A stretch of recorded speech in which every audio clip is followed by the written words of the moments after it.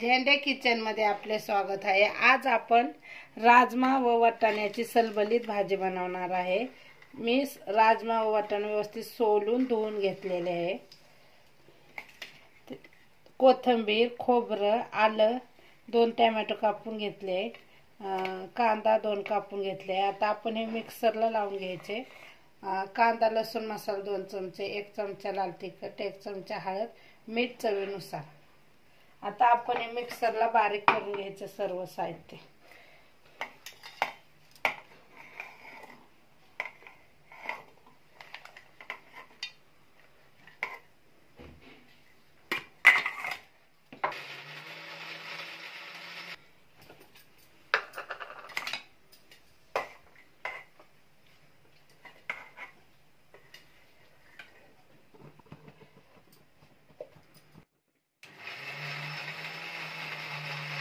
अशा प्रकारे आपला मसाला बारीक मिक्सरला लावून घेतला आहे।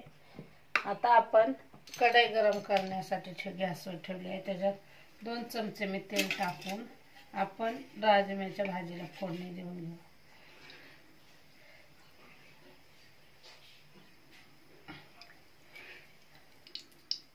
दोन चमचे तेल टाकलं की आपण त्यामध्ये कांदा लसूण मसाला, लाल तिखट, हळद आणि मीठ सर्व टाकून घ्यायचे आहे। व्यवस्थित हलवून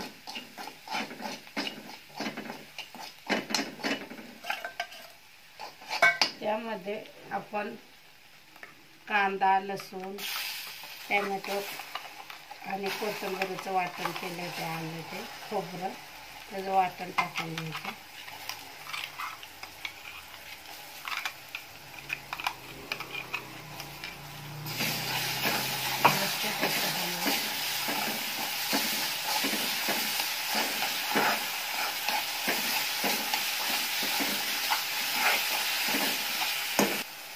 आपण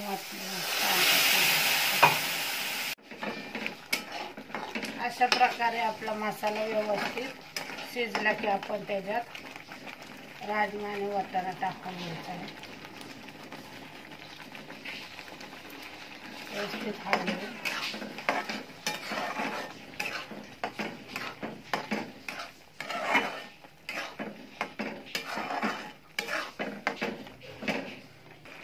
पाणी टाकून 5-10 मिनिटं झाकण लावून व्यवस्थित शिजायला ठेवायचं।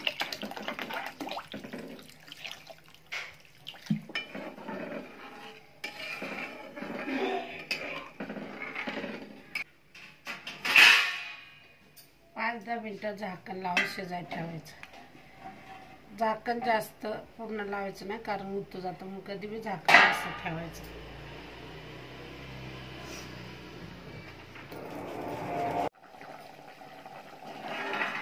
अशा प्रकारे आपली राजमा आणि वाटाण्याची भाजी सलबलीत झाली बघा व्यवस्थित। ते तुम्ही भातासंग किंवा चपातीसंग किंवा भाकरीसंग बी खाऊ शकता। किती छान शिजलंय बघा।